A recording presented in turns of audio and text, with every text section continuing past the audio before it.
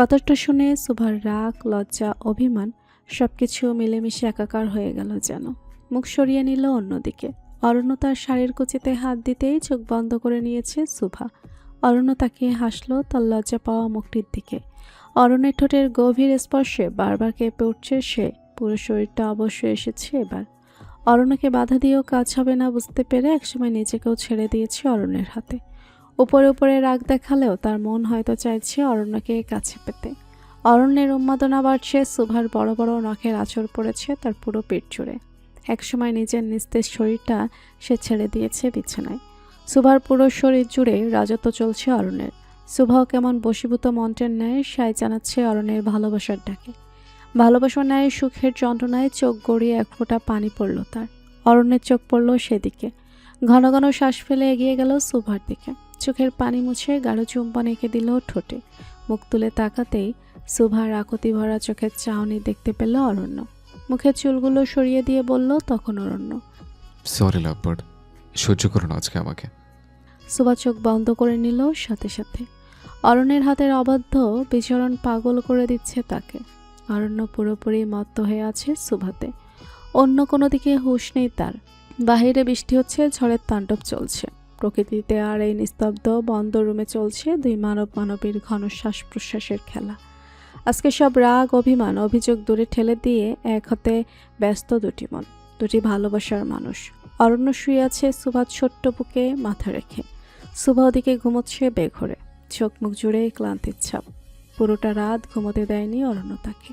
অরণ্য মুখ তুলে তাকালো সুভার দিকে।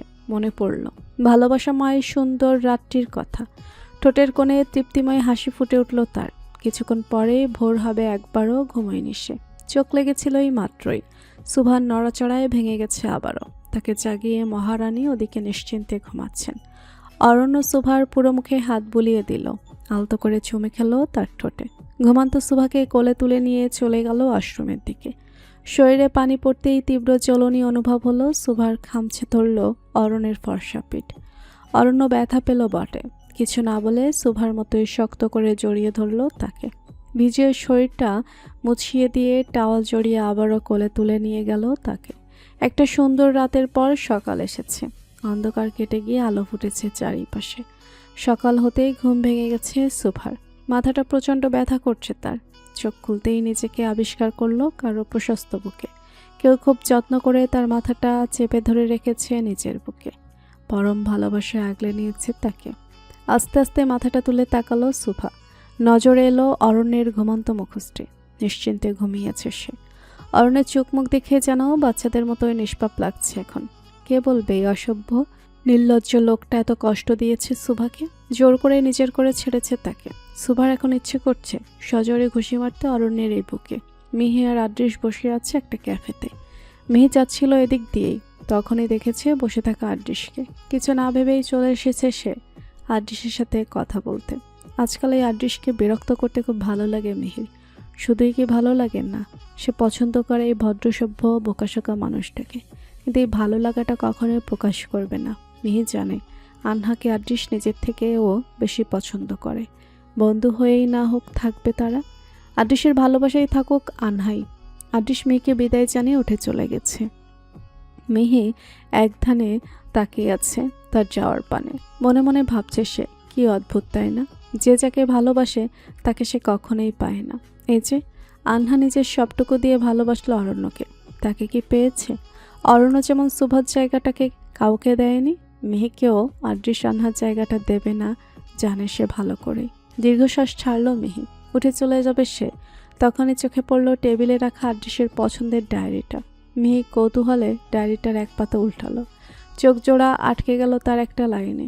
সুন্দর করে গুটি গুটি অক্ষরে লেখা সেখানে, আমার অন্ধকার জীবনে এক ফলে রোদ্দুর হয়ে কেউ একজন আসুক। সে থেকে গেলে আমিও তাকে রেখে দিব যুগ যুগ। মুস্কি হাসল মিহি, বিড়বিড় করে বলল, বাহ, সুন্দর তো। সেও পেন বের করে সেখানে লিখে দিল কিছু। আদৃশ কি ভাববে না ভাববে কিছুই ভাবেনি মিহি তখন। মিহি উঠে দাঁড়িয়েছে। দ্রুত আদৃশকে ফোন দিয়ে দাঁড়াতে বলে সেও ছুটেছে সেদিকে, যেদিকে কিছুক্ষণ আগেই গেল আদৃশ। মিহি দৌড়ে এসে পেয়ে গেল আদৃশকে। ডায়েরিটা তার দিকে এগিয়ে দিয়ে বলল, এসেছি। আদৃশ তা থেকে ডায়েরিটা নিয়ে নিজের গম্ভীর ভাব বজায় রেখেই বলল। ভালো করেছিস। রেখে দে আমাকে। কি? মিহি ওপর নিচ মাথা নাড়ালো। কি বোঝাতে চাইলো কিছুই বুঝলো না আদ্রিস। মিহির মাথায় গাঁটটা মেরে বলল তখন। পাগল হয়েছিস? না, প্রেমে পড়েছি। কার? মিহি কিছু বলল না তখন। অন্যদিকে তাকিয়ে জিভ কাটল নিজেই নিজের মাথায় বাড়ি মেরে মনে মনে নিজেকে বকাঝকা করলো কিছুক্ষণ। কথা না বাড়িয়ে একটা হাসি দিয়ে চলে গেল সেখান থেকে। আদ্রিস পুরোটা সময় বোকার মতো তাকিয়েছিল মিহির দিকে। কি বোঝালো মিহি, কি বললো এসব? আদ্রিস হেঁটে যাচ্ছিল আবার নিজের বাসার উদ্দেশ্যে। তখনই মনে হলো ডায়েরিটা খুলে দেখবে। দেরি করলো না আর। প্রথম পাতাটা উল্টাতেই তার লেখার ঠিক নিচে আরেকটা লেখা দেখলো আদ্রিস। পা জোড়া থেমে গেল আদ্রিসের। সুন্দর করে লিখেছে সেখানে কেউ। আপনার অন্ধকার জীবন আলোকিত করতে এক ফালি রোদ্দুর হয়ে আসলাম আমি। আপনি রেখে দিলে আমিও থেকে যেতে রাজি। রাখবেন তো আমাকে? আদ্রিস অবাক হলো বটে। মনে প্রশ্ন জাগলো তার। এগুলো লিখেছে কে? মিহি? মিহি কি কোনোভাবে পছন্দ করে তাকে? তখন নিজের কথা দিয়ে কি বোঝাতে চাইলো এটাই। দীর্ঘশ্বাস ছাড়লো আদ্রিস। ভাবলো মিহি মজা করেছে তখন। মিহির সাথে এই জিনিসগুলো ভালোভাবেই যায়। আজ অবধি কোনো কিছুতেই সিরিয়াস হতে দেখেনি সে মিহিকে। এটাও মজাই হবে হয়তো। আদ্রিস কি আর জানে মিহি তাকে ভালোবাসে? ঠিক সেভাবে আদ্রিস চায় আনহাকে। মিহিও একইভাবে চায় তাকে। সুভার ঘুম ভেঙেছে। বহু সময় হলো। বিছানায় শুয়ে থাকা অরণ্যের দিকে রাগে দৃষ্টিতে তাকিয়ে আছে সে। প্রচণ্ড রাগ হচ্ছে তার অরণ্যের উপরে। অরণ্য শুয়ে আছে, মাঝে মধ্যে আবার সুভার দিকে তাকিয়ে হাসছে।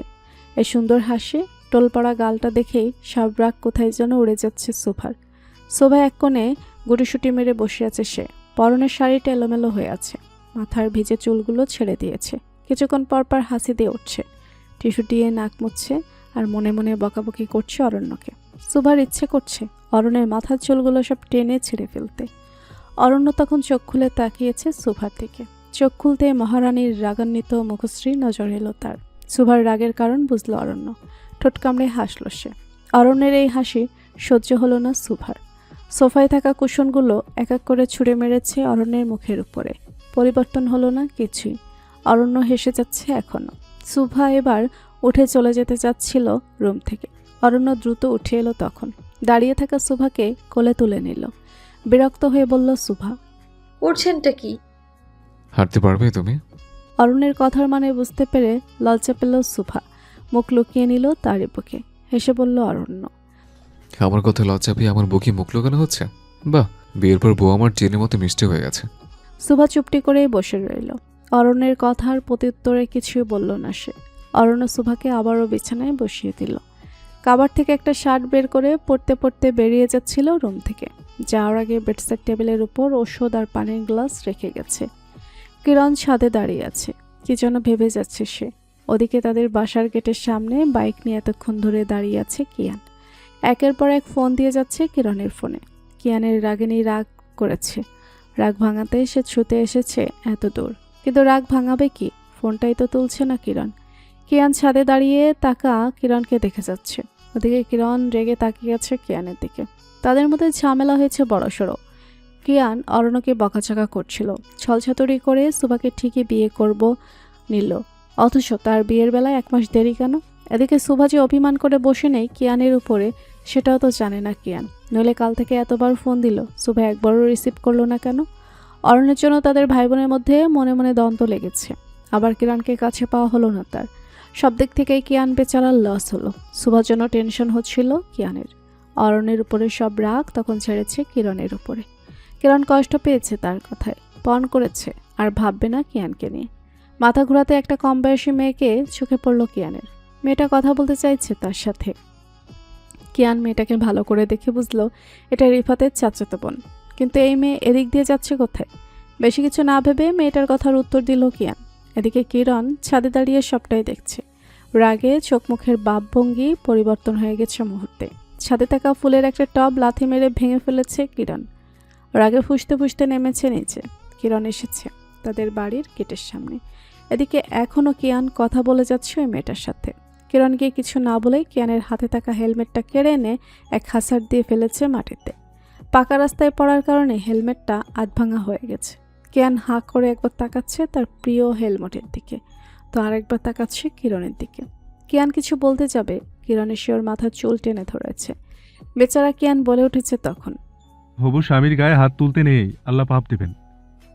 হবু বউকে পাত্তা না দিয়ে যে অন্য মেয়ের সাথে ইটিস পিটিস করছেন, এসব দেখে আল্লাহ পাপ দেবেন না? ভুল ভাবছো তুমি, এই মেয়েকে আমি চিনি না, আজকেই দেখলাম। চেনেন না? না। এবার কিরণের মেজাজ বিগড়ে গেল কিয়ানের মিথ্যে কথা শুনে। দুই হাতে কিয়ানের মাথার চুলে টান দিয়ে বলল, চিনিস না? তাহলে এতক্ষণ দাঁত কেলিয়ে কি কথা বলছিলি? কাল লাগেনি, ছাড় বলছি। জোয়ান বয়সে টাকলা বানিয়ে দিবি আমাকে? কিরণ কিয়ানকে ছেড়ে দিয়ে মুখ ভেঙচি দিয়ে বলে উঠল, তোকে ধরার জন্য বসে আছি আমি? যা, ছেড়ে দিলাম। কিয়ান তখন কিরণের হাতটা ধরে তার বুকে রাখল। ঘাড় কাত করে কিরণের দিকে তাকিয়ে বলল, তুমি ছেড়ে দিলে আমি মরে যাবো রাগিনী। কিছু না বলে কিরণ মুখ ঘুরিয়ে নিল অন্যদিকে। এদিকে কিরণ আর কিয়ানের ঝগড়া দেখে মেয়েটা পালিয়েছে তখনই। কিরণ রেগে তাকিয়েছে মেয়েটার যাওয়ার দিকে। কিয়ান কিরণের রাগ ভাঙাতে চাইছিল না। বাইক থেকে নেমে দাঁড়িয়েছে সে কিরণের সামনে। কিরণ প্রচণ্ড রেগে আছে। পাশ কাটিয়ে চলে যেতে চাইল কিয়ানকে, কিন্তু যাওয়ার আগেই কিয়ান ধরে নিল হাত। একটানে নিজের কাছে নিয়ে আসলো কিরণকে। বাচ্চাদের মতো ইনোসেন্ট মুখ করে বলল, রাগিনী কি রাগ করেছে? রাগিনী কি এমনি এমনি রাগ করে? তাছাড়া কি, রাগিনীর স্বভাবটাই তো কারণে অকারণে রাগ আমাকে দেখানো। কিরণ রেগে তাকালো কিয়ানের দিকে, বুকে ঘুষি মেরে বলল, যাচ্ছি তাহলে, ওই মেয়ের সাথে গিয়ে ইটিস পিটিস করুন। কিয়ান আবারও টান দিল কিরণের হাতে, মাথাটা শক্ত করে চেপে ধরল তার বুকে। আদুরে কণ্ঠে বলে উঠল তাকে, আমার যে রাগিনীকেই লাগবে। কিরণের রাগ অভিমান সব কোথায় যেন উড়ে গেল।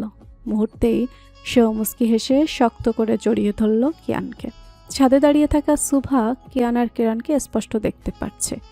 দুজনের এমন দুষ্টি মিষ্টির ঝগড়া দেখতে ভালোই লাগে তার।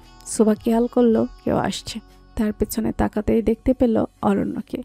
কিয়ান আর কিরণকে এভাবে দেখে নেবে তাই অরণ্যের হাত ধরে টেনে নিয়ে গেল তাকে অন্যদিকে। অরণ্য হাসলো সুভার কাছে, কিছু না বলেই কোলে নিল বউকে। দেখলে, বলেছিলাম না আমার আদরের ডোজ হোমিওপ্যাথিক ঔষধের মতো কাজ করবে। আমার আদরের অভাবেই তুমি বুড়িদের মতো খিটখিটি ম্যাচেস নিয়ে ঘুরতে। বুঝতে পারলে তো এখন? সুভা দাঁত কিরমির করে মনে মনে বলছে, যখন তখন যেখানে সেখানে আমায় কোলে তুলে নিতে হবে কেন আপনাকে? সুভা থেমেছে, তার কিছুক্ষণ না যেতেই বলে উঠেছে অরণ্য, বউ আমার, বাড়িটা আমার, কখন কোথায় করে নেব এটাও আমার ইচ্ছা। সুভা হাঁ করে চেয়ে রইল অরণ্যর মুখপানে। তার মনের কথা বুঝে নিল কিভাবে এই লোক। সুভার এমন বোকা বোকা চাহনি দেখে হেসে বলল অরণ্য, দেখলে, বলেছিলাম না আমার আদর হোমিওপ্যাথিক ডোজের মতো কাজ করবে। আমার আদরের অভাবেই তুমি বুড়িদের মতো কিটকিটে ম্যাচেস নিয়ে ঘুরতে। বুঝতে পারলে তো এখন? সুভা একটা ক্যাবলা মার্কা হাসি দিয়ে বলল। খুব ভালো করে বুঝতে পেরেছি।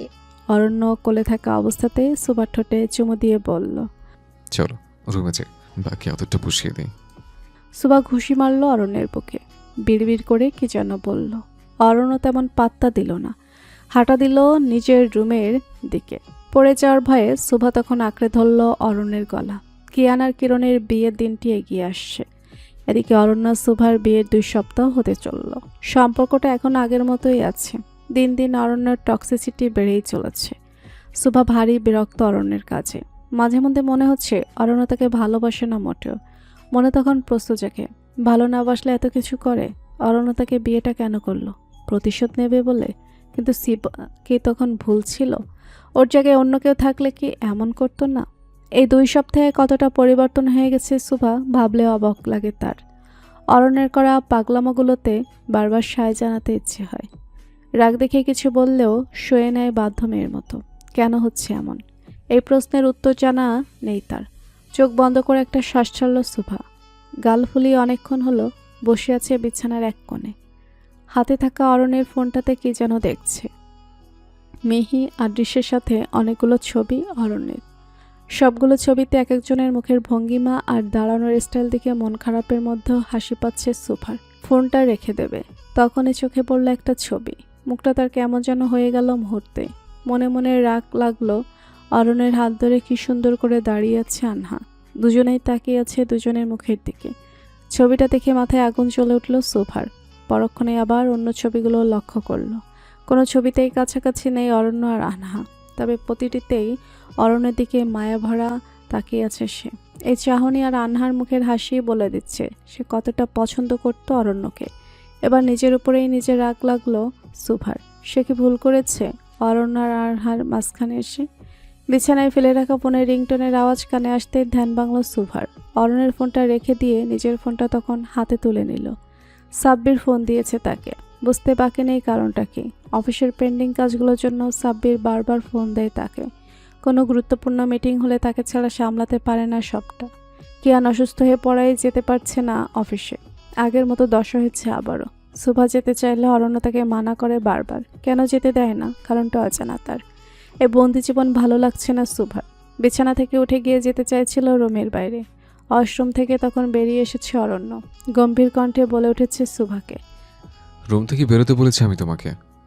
পা জোড়ে থেমে গেল সুভার। বুড়োকুচকে অরণ্যের দিকে তাকালো সে। মেজাজ দেখিয়ে বলে উঠল, নিজেকে কি ভাবছেন আজকাল? ওয়াশরুমে যেতে হলেও আমাকে আপনার পারমিশন নিতে হবে কেন? অরণ্য বাঁকা হেসে এগিয়ে এলো তার কাছে। হুট করে সুভার কোমর চেপে তাকে নিয়ে এলো নিজের কাছে। সুভার হাত দুটো আপনা আপনি চলে গেল অরণ্যের কাঁধে। সুভা কিছু বলতে নিলে অরণ্য তাকে থামিয়ে দিল। সুভার ঠোঁটে আঙুল ছুঁয়ে বলল, because you are my personal property. আমার অনুমতি ছাড়া একবার নড়লেও শাস্তি দেবো তোমাকে। দিন দিন আপনি এমন কেন হয়ে যাচ্ছেন? আমি শুরু থেকে এমন ছিলাম, তুমি ভুল ভেবেছ। সুভার কি যেন হলো। অরণ্যের দুগালে হাত রেখে ছলছল চোখে তার দিকে তাকিয়ে বলে উঠল, ভালোবাসেন আমায়? চুপ রইল অরণ্য। চোখ মুখ তার স্বাভাবিক, সে আগের মতোই। সুভাকে ছেড়ে দিয়ে বলল, শার্টের বোতাম লাগিয়ে দাও। কথা কাটালেন? অরণ্য সুভার এলোমেলো চুলগুলো কানের পাশে গুজে দিল। কাছে টেনে পরপর একটা চুমু দিল তার পুরো মুখ জুড়ে। ভারী শ্বাস ফেলছে সুভা। অরণ্যকে শক্ত করে জড়িয়ে ধরেছে সে। অরণ্য এবার সুভার কানের কাছে গিয়ে শান্ত কণ্ঠে বলল তাকে। এর বড় উত্তর চাই তোমার? সুভা কিছু বলল না, চুপচাপ মাথা রাখলো অরণ্যের বুকে। অরণ্য হেসে হাত বুলিয়ে দিল তার মাথায়। কোনো একটা গুরুত্বপূর্ণ কাজে হসপিটালের জুনিয়র ডাক্তাররা সবাই সিলেট যাচ্ছে। গাইড করার জন্য যেতে হবে অরণ্যকে। যদিও যাওয়ার কথা ছিল আড্রিসের, তবে হাবাগোবা আড্রিসের অরণ্যকে ছাড়াই চলে না। সকাল থেকে ফোন দিয়ে বিরক্ত করে যাচ্ছে তাকে। না পেরে সিদ্ধান্ত নিয়েছে অরণ্য সেও যাবে আড্রিসের সাথে। সুভা শুনে মনে মনে খুশি হয়েছে। ভেবে রেখেছে অনেক কিছুই। অরণ্য চলে গেলে একবার নিজের বাসায় যাবে, কিয়ান কেমন আছে দেখে আসবে। কতদিন হলো বাড়ির লোকগুলোকে দেখে না সে। অফিসের সব কাজগুলো বুঝিয়ে দিয়ে আসতে হবে সাব্বিরকে। সুভা অন্যদিন মন খারাপ করেই থাকে, তবে আজকে তার খুশির কারণ বুঝতে পারছে না অরণ্য। অরণ্য চলে যাচ্ছে কোথাও, বাড়ি ফিরবে না 2-1 দিন। এই জন্য কি এত খুশি সুভা? কথাটা মাথা আসা মাত্রই রাগে চোখ মুখ লালচে বর্ণ ধারণ করলো অরণ্যের। রেগে বলল, অন্যদিন তো এত খুশি থাকো না তুমি। আমি কত কি বলি, একটু তো হাসো না। আজকে কি হলো তোমার? আমি কোথাও যাচ্ছি শুনে খুশি হয়েছে।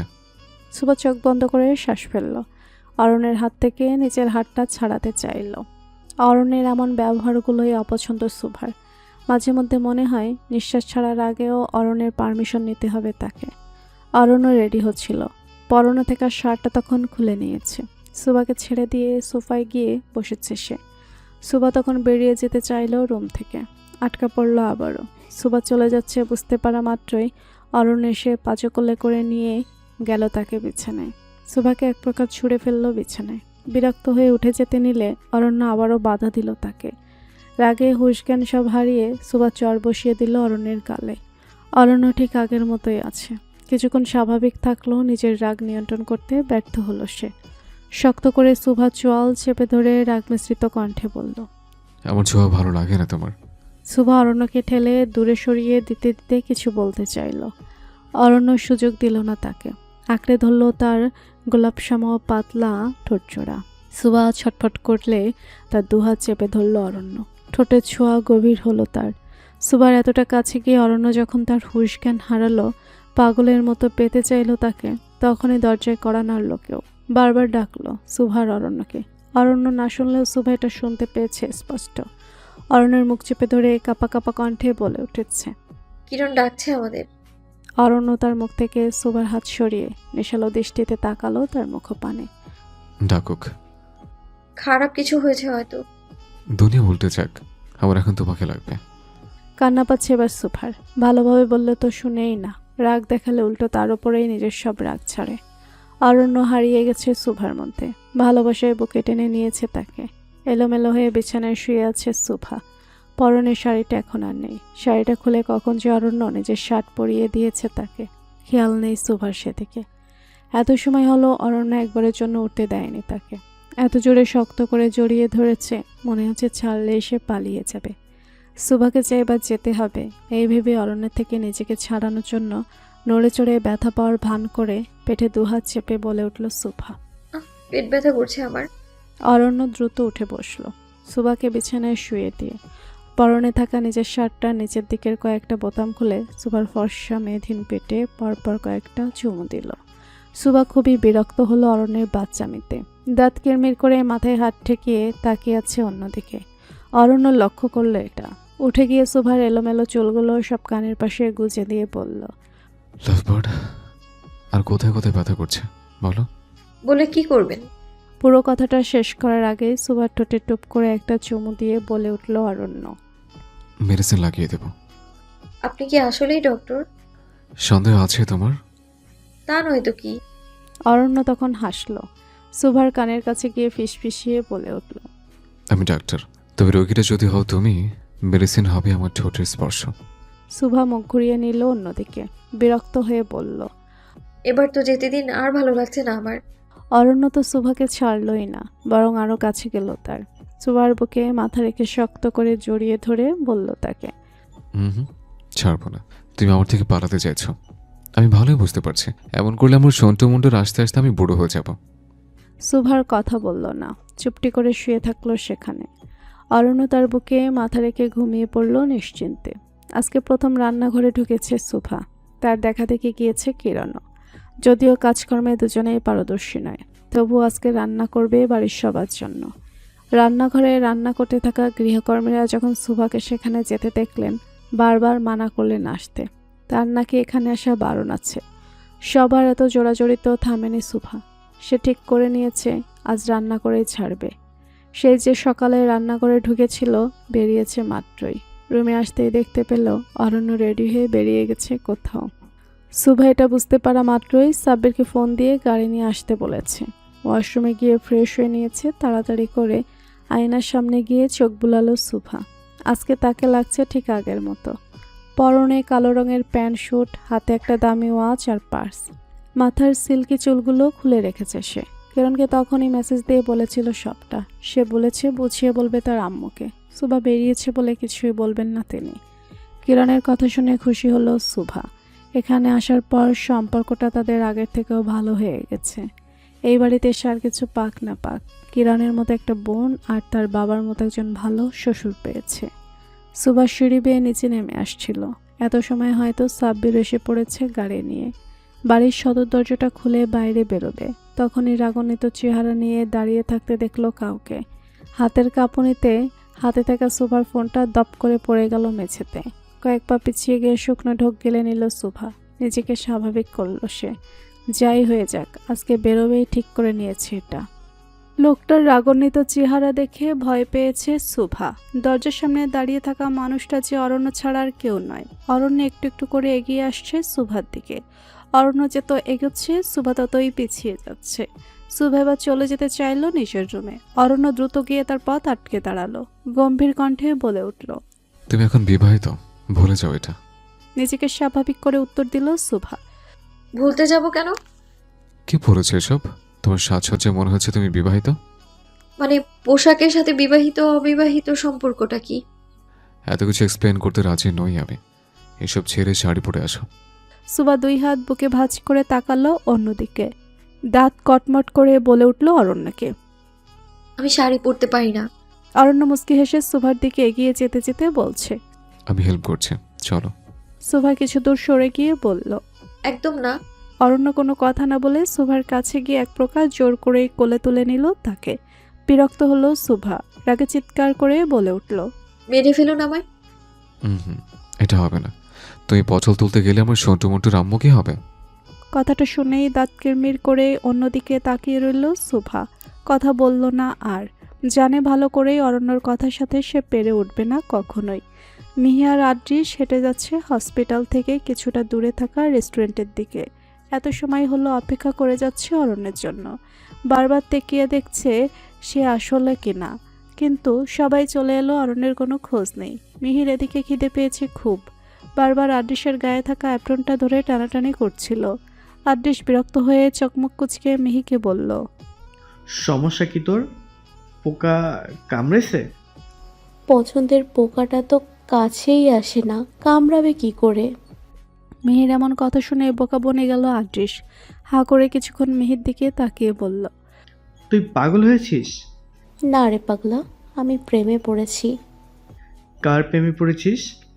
চুপ করে গেল মিহি। কি উত্তর দিবে বুঝতে পারল না সে। কথা কাটাতে বলে উঠল আদ্রিসকে, কিপটে কোথাকার।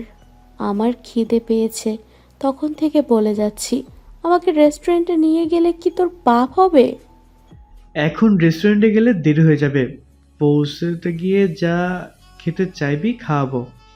মিহি তখনই বসে পড়ল মাটিতে, গালে হাত দিয়ে আদ্রিসের দিকে অসহায় দৃষ্টিতে তাকিয়ে বলল, পেটে খিদে নিয়ে মরে গেলে আমার ভবিষ্যৎ জামাইটা অকালে বিধবা হবে, এর জন্য দায়ী থাকবি তুই। আদ্রিস কিছু না বলে কিছুক্ষণ তাকিয়েছিল মিহির দিকে, মনে মনে বকুনে দিয়েছে ওকে। তারপর মাটিতে বসে থাকা মিহির হাত ধরে টেনে তুলল তাকে। চল, পরে আবার আমাকে বদদোয়া দিয়ে মারবি। মিহির ঠোঁটের হাসি চওড়া হলো। আদ্রিসকে অনেকগুলো ধন্যবাদ দিল একসাথে। রেস্টুরেন্টের ভেতর ঢুকবে ঠিক তখনই আদ্রিসের চোখ পড়ল পার্কিং এরিয়ার দিকে। আনহার রায়ান কথা বলতে বলতে হেঁটে যাচ্ছে ওদিকে। খটকা লাগলো আদ্রিসের। আনহা এখানে কি করছে ভাবল সে মনে মনে। কিছুক্ষণ না যেতেই কিছুক্ষণ আগের ঘটনা মনে পড়ল তার। এই ছেলেটাকেই তো ইচ্ছাকৃতভাবে গাড়ি দিয়ে ধাক্কা মেরেছিল অরণ্য। কারণটা অজানা ছিল না আদ্রিসের। ছেলেটা নজর দিয়েছিল সুভার দিকে। এই রাগেই অরণ্য তাকে শাস্তি দিতে চেয়েছিল। কিন্তু এই দুজন এখানে কি করছে? এত মনোযোগ দিয়ে কিসেরই বা কথা বলছে? আদ্রিস যেতে চাইল আনহার কাছে। মিহিকে পথ আটকালো। হাত দুটো পেছনে দিয়ে চোখ দিয়ে ইশারা করে জিজ্ঞেস করলো সে কোথায় যাচ্ছে। মিহির বলার ধরনে আর মুখের ভঙ্গিমা দেখে হাসি পেল আদ্রিসের। মিহির মাথায় গাঁটটা মেরে বলল তখন, আজকে বিয়ে দিলে কালকে বাচ্চার মা হবি, কিন্তু তুই এখনো ঠিক আগের মতোই রয়ে গেলি। মিহি হাসলো, আস্তে করে বলল, আমি এমনই থাকবো, বাচ্চা সামলাবি তুই, আর আমি সামলাবো তোকে। মিহির আস্তে করে বলা কথাটা স্পষ্টভাবে কানে আসেনি আদ্রিসের। জানবে বলে জিজ্ঞেস করলো, কিছু বললি? কই কিছু না তো। আদ্রিস আর মিহি আবারও হাঁটতে লাগলো রেস্টুরেন্টের দিকে। যেতে যেতে আদ্রিস পিছু ফিরে তাকালো পার্কিং এরিয়ার দিকে, কিন্তু দেখতে পেল না আনহা বা রায়ান কাউকে। আদ্রিসের মনে হলো খারাপ কিছু হতে যাচ্ছে। রায়ান আর আনহা মিলে কি আবারও অরণ্য আর সুভার মধ্যে ঝামেলা সৃষ্টি করবে? এবার ভুল করবে। আদ্রিস আর ছেড়ে দেবে না আনহাকে। যাই হোক না কেন, অরণ্যকেও বলে দেবে আনহা আসলে কেমন। প্রথমবার বিয়েটা ভেঙেছিল আনহায়, সেখানে কোনো দোষ ছিল না সুভার। সুভার পরনে থাকা শাড়ির কুচিগুলো ঠিক করে দিচ্ছে অরণ্য। সুভা পুরোটা সময় ধরে শুধু দেখেই যাচ্ছে তাকে। এই লোকটা এমন কেন? এই ভালো তো এই খারাপ। মাঝে মধ্যে মনে হয় অরণ্যের সবটা জুড়ে শুধু সুভাই আছে। আবার কখনো কখনো এমন মনে হয় সে প্রচণ্ড ঘৃণা করে সুভাকে। তার প্রতি অরণ্য জমিয়ে রেখেছে অনেক রাগ। সুভা এসবই ভাবছিল, তখনই কানে আসে অরণ্যের গম্ভীর কণ্ঠস্বর। কোথায় যাচ্ছিলে তুমি? চুপ রইল সুভা, কথা বলল না সে। অরণ্য দেখল সুভা চুপ থাকা। উত্তর না পেয়ে বিরক্ত হলো সে। সুভার হাতের কবজিতে টান দিয়ে কাছে নিয়ে এলো তাকে। হাতটা শক্ত করে চেপে ধরে বলল, সেজে গুজে একা একা কোথায় যাচ্ছিলে? উত্তর চেয়ে আমার। শুকনো ঢোক গিলল সুভা। কথা কাটানোর জন্য বলে উঠল, আপনি না চলে গেলেন, আবার ফিরে আসলেন যে? অরণ্য বাঁকা হাসলো। হাতটা ছেড়ে ছুবার কোমর চেপে ধরে নিজের কাছে গিয়ে এসে বলল, গাড়িতে উঠবো তখনই মনে পড়লো লাভ বার্ড আমাকে গুড বাই কিসে দেয়নি। পটাপট আমাকে কয়েকটা চুমু দিয়ে দাও তো, নাহলে পেটে গুড়গুড়ি করবে। কোথায় গিয়ে শান্তি পাবো না আমি। দিব না, কি করবেন? জোর করে আদায় করব। তখন কিন্তু তুমিই কষ্ট পাবে। চুমুর বদলে কন্ট্রোলেস হয়ে আমি আরো অনেক কিছু করে দিতে পারি। সুভা কি যেন ভেবে হাসলো। পা উঁচু করে অরণ্যের গলা জড়িয়ে ধরল। একটু একটু করে এগিয়ে যাচ্ছিল তার দিকে। অরণ্য নিজেও এগিয়ে আসছিল সুভার দিকে। যেই না সুভার ঠোঁটের সাথে নিজের ঠোঁটটা মিলাবে, তখনই সুভা থেমে গেল। চুমুর বদলে অরণ্যের বুকের খোলা স্থানে কামড় বসিয়ে দিল সে। চোখ মুখ কুচকে বন্ধ করে নিল অরণ্য। সুভা যখন দেখলো অরণ্য শান্ত আছে, তখনই মুখ তুলে তাকালো তার দিকে। নড়চড়ে আসলো অরণ্যের বিরক্তিমাখা মুখশ্রী। হাসি পেল তার, মনে হলো নিজের কাজে সফল হয়েছে। অরণ্য দীর্ঘ এক শ্বাস ছেড়ে বলল সুভাকে, রক্ত খাওয়া শেষ? রক্ত খাইনি তো, গুড বাই কিসে দিয়েছি। যান, শান্তি মতো ঘুরে আসুন এখন। অরণ্য নিজের বুকের দিকে তাকিয়ে দেখল ফর্সা জায়গাটাতে লালচে দাগ বসে গিয়েছে। সুভার কামড়ের দাগ স্পষ্ট দেখা যাচ্ছে। অরণ্য একটানে সুভাকে নিজের কাছে নিয়ে এসে বলল আবারও, যেখানে ব্যথা দিলে সেখানে গুনে গুনে 5টা চুমু দাও। সুভা হেসে বলল, দিচ্ছি।